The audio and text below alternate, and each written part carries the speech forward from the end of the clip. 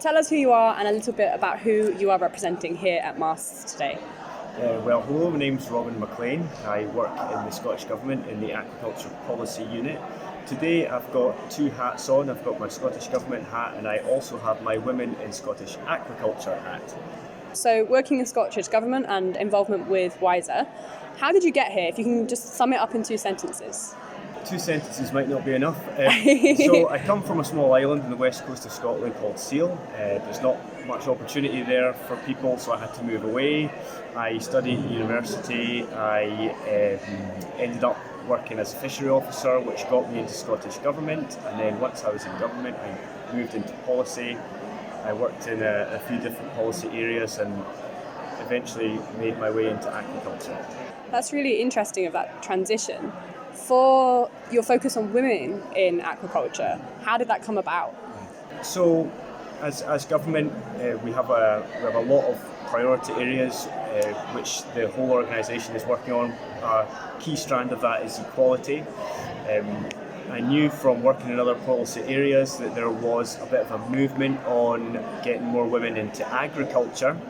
When I moved into aquaculture, I wondered whether there was something that we could do similar in our policy area, and that's how I started to develop a bit of a network. I met Heather Jones from the Scottish Aquaculture Innovation Centre.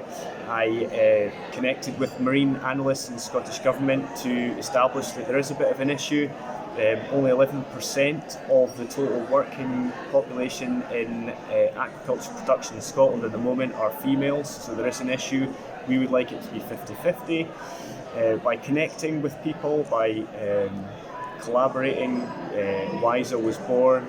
It was helped to be launched by Nicola Sturgeon, the First Minister, and Rosanna Cunningham, the Environment Minister, the Minister for Environment, Climate Change and Land Reform.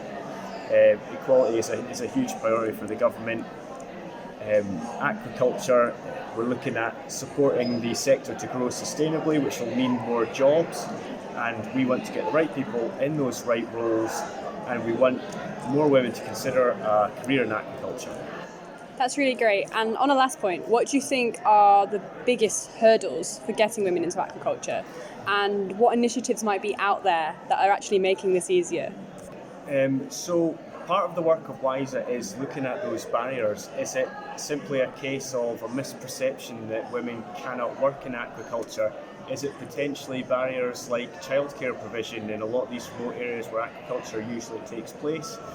Or it could be something like there's the fact that if I'm a woman and I am working in aquaculture, I need to wear man-sized boots or man-sized hats or man-sized life jackets. There's a number of barriers.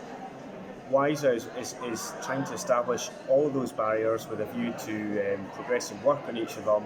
Part of that's going to involve developing a mentoring programme for women in aquaculture, which will be a really positive initiative to create a bit of a support network for women.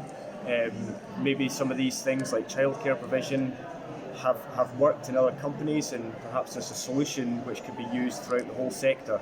So you mentioned like what current initiatives are there out there. Well, we're trying to establish those networks. So we've got a mentoring network.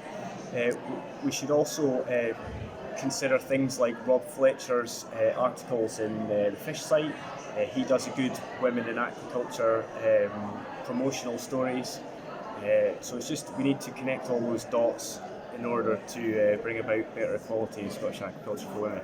I think it's really fantastic that the Scott Government is focusing on this, and it's been great to talk to you. Thank you very much.